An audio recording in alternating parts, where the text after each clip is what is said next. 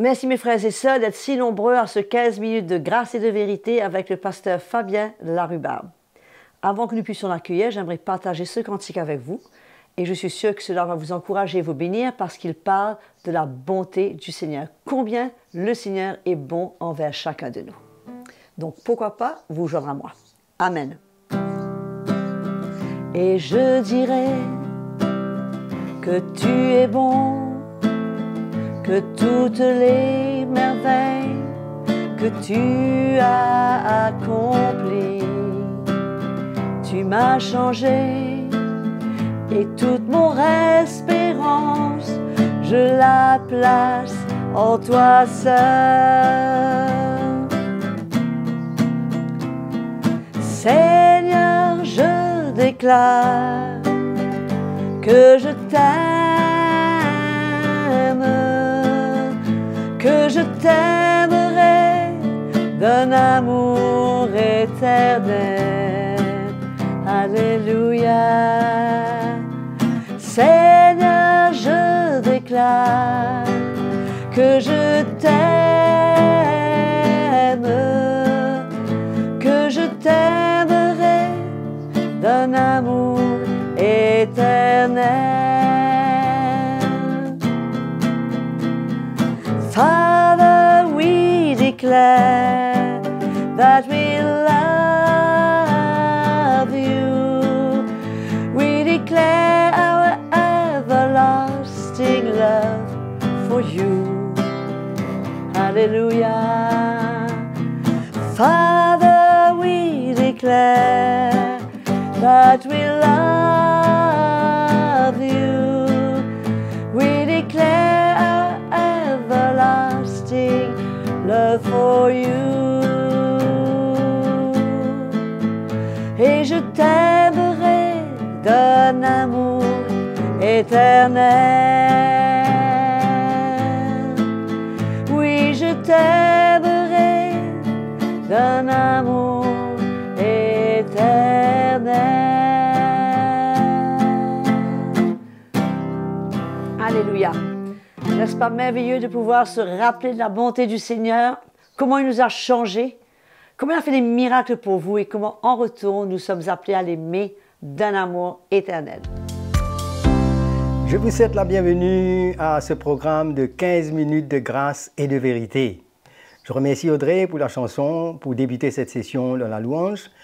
Et aujourd'hui, nous allons voir les caractéristiques des dons de motivation que nous avons lus dans Romains, le chapitre 12, du verset 6 à 8. Alors, le Seigneur nous a placés dans le corps comme un membre, comme il a voulu.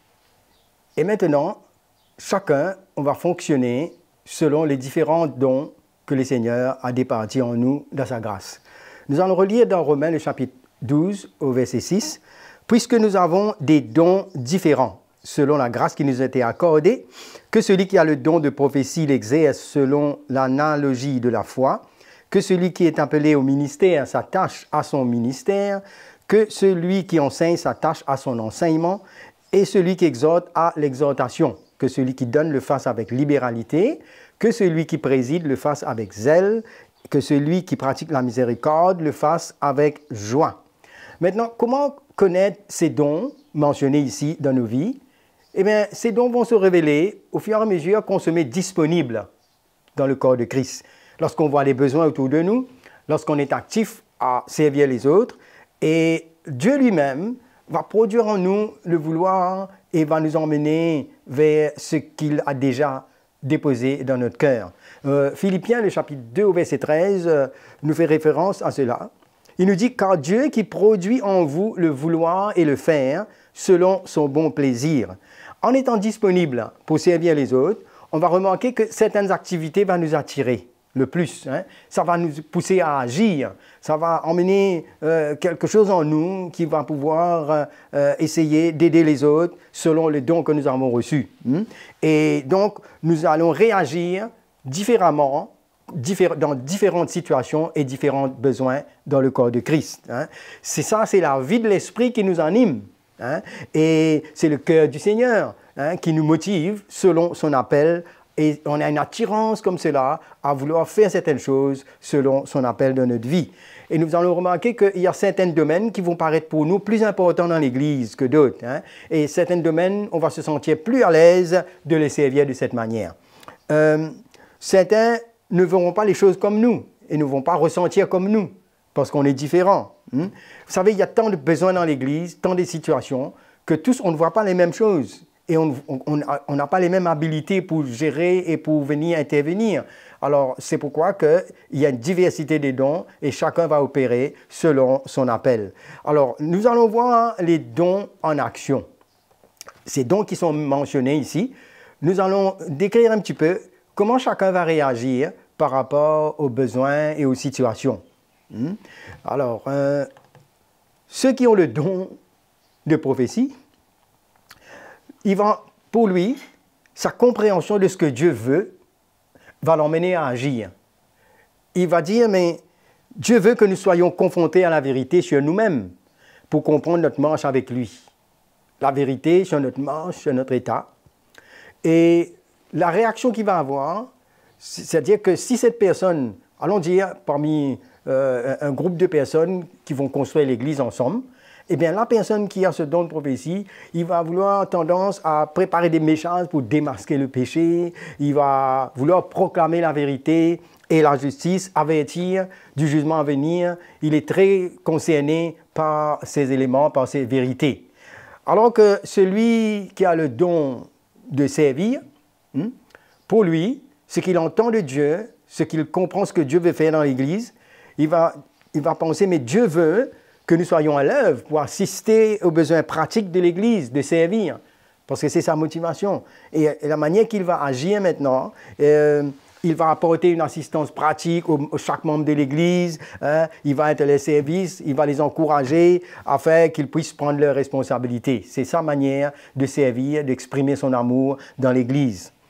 Et toujours dans cette équipe de personnes qui vont travailler ensemble, là, nous voyons que celui qui a le don d'enseigner, celui qui est appelé comme cela, pour lui, sa compréhension, ce qu'il a reçu du Seigneur, c'est que Dieu veut que nous connaissions une saine doctrine et que nous soyons correctement instruits dans la vérité de la parole.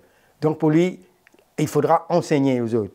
Et donc, pour lui, il va étudier minutieusement la Bible et afin que l'Église, après, dans son partage, puisse comprendre la vérité de la parole de Dieu. Pour lui, ce qui est essentiel dans l'Église, c'est que les chrétiens puissent être fondés et connaître la parole de Dieu, connaître la vérité et être enseignés sur la saine doctrine.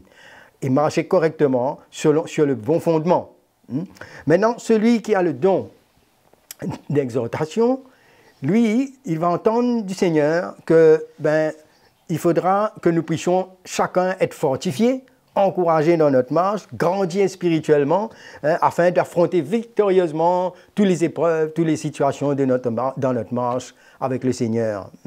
Et pour cela, il va se mettre à la disposition du corps pour encourager les autres, chaque membre de l'Église, afin qu'il puisse grandir et vivre selon la parole de Dieu. Alors, si quelqu'un est découragé et que cette personne va opérer, il aura tout ce qu'il y a dans son cœur, selon la parole, pour encourager, avec même des expériences qu'il a reçues pour cela, pour que chacun soit fortifié. Et ensuite, nous voyons la libéralité, c'est-à-dire donner. Celui qui a ce don, il entend que Dieu veut que nous puissions nous organiser tous les biens financiers et que nous puissions répondre à tous les objectifs du royaume de Dieu qui concernent les finances, les biens matériels, tout ce qui concerne ce domaine. Pour lui, c'est important. Et la réaction, ce qui va le motiver, il va venir assister dans les finances pour l'avancement du royaume de Dieu et dans l'œuvre, que ce soit les missionnaires ou les autres ministères ou les départements de l'Église, les finances, les biens matériels, il va et en même temps avoir un cœur généreux, il va encourager les autres à donner. Tout cela, c'est important dans le corps de Christ. Et nous voyons celui qui a le don d'administrer, c'est-à-dire présider. Ce qu'il entend de Dieu, lui, c'est que Dieu veut que nous puissions atteindre le but final dans tous les projets de l'Église. Et il voudra que chacun puisse travailler en ordre, prenant sa responsabilité dans la soumission. Il va coordonner toutes les activités. Donc, ce sera une personne ponctuelle, une personne qui va pouvoir voir plus loin, hein, avec ses calendriers organisés. Hein. Donc, on a besoin de ces gens hein, dans l'Église, de ce don. Hein. C'est celui qui va, dans sa motivation, organiser tous les départements de l'Église afin que tout fonctionne convenablement et dans l'ordre. Alors, il faudra comprendre cette personne et savoir pourquoi il est motivé comme cela, alors que d'autres peut-être ne voient pas cela de cette manière. On fait les choses comme on peut, à la manière qu'on connaît, mais celui-là, c'est quelqu'un qui va venir administrer, mettre les choses en ordre. Nous réalisons que dans tout ce que nous faisons, chacun a son rôle et c'est important. Celui qui a le don d'exercer la miséricorde entend le cœur de Dieu que l'Église, chacun de nous soyons aimés et encouragés afin que personne ne soit blessé et abandonné, se sentir rejeté. C'est quelqu'un de sensible et qui parle de l'amour de Dieu. Et alors lui, il va prendre soin, il va tendre la main vers ceux qui sont blessés, ceux qui sont malades, ceux qui sont dans la détresse, qui souffrent. Et il va être là, il va les entendre, il peut passer du temps à les écouter, il va les réconforter. C'est une personne qui communique, c'est une personne qui ressent. Alors là, nous voyons que chacun de ces dons vont construire l'Église et ils sont importants dans le corps de Christ, dépendant de chacun de ses fonctions et des besoins. Si l'un de ces membres qui ont ces dons ne fonctionne pas, on prive l'Église. Hein? On prive l'Église parce que chacun a quelque chose à apporter dans le corps de Christ pour que l'Église puisse être bien, chacun soit encouragé à répondre à l'appel de Dieu. Et l'Église se complète hein, quand tous ces dons fonctionnent avec efficacité. Notez les points suivants maintenant, c'est que les dons de motivation prophétique, celui qui a la prophétie, celui qui a l'enseignement et celui qui a l'exhortation, ce sont les dons verbales, ça s'exprime par des paroles. Alors que les dons de servir, de donner, administrer, miséricorde, ce sont des dons de service d'action. Hein. Ce sont des services qui se mettent en avant, en action, pour pouvoir répondre à ses besoins. Donc, le Saint-Esprit, dans ses dons, aussi a un rôle à jouer selon différentes situations. Nous voyons que pendant l'exercice de ces dons de motivation, le Saint-Esprit peut déterminer quel don spirituel sera bénéfique dans cette situation précise. Alors que quelqu'un a son don de motivation, il se peut que le Saint-Esprit vienne intervenir aussi dans ce don. Mais nous ne devons pas forcer la manifestation du Saint-Esprit, mais nous avons simplement de nous attacher à la manière que Dieu nous emmène à exprimer le don. Alors, il se peut que dans une situation, celui qui exhorte, il se peut que le Seigneur lui donne une parole de sagesse, hein, une parole de connaissance. Mais il se peut aussi que celui qui exerce la miséricorde, qui prie pour le malade, il y a un miracle qui se passe. Et alors, il y a plusieurs manières que le Saint-Esprit, lui, il va pouvoir opérer selon les besoins. Mais tout ce don, pour terminer, construisent, édifient le corps de Christ. Hein. Et nous devons aussi désirer de voir que les autres aussi, non pas seulement nous concentrer sur notre don, mais de voir et d'apprendre de l'efficacité des dons des autres. Hein. Là, nous avons vu les caractéristiques de tous ces dons. Qu'est-ce que ce don emmène? Pourquoi chacun agit de cette manière? Sa manière que le Seigneur l'appelle, sa compréhension de ce qu'il a en lui et qu'il emmène au service de l'Église. Et donc, nous pouvons aider les uns les autres à travers nos dons parce que nos dons se complètent. C'est vraiment riche. Maintenant, si nous réalisons au milieu de l'Église, quand il y a les 5 ministères, il y a les dons de l'Esprit, hein, il y a les 5 ministères, il y a les 9 dons de manifestation du Saint-Esprit, et qu'il y a les 7 dons de motivation dans Romains 12, versets 6 à 8, que cela soit en action, ben l'Église devient forte, l'Église s'épanouit, les besoins sont rencontrés, l'Église est préservée, et nous grandissons tous ensemble pour la gloire du Seigneur.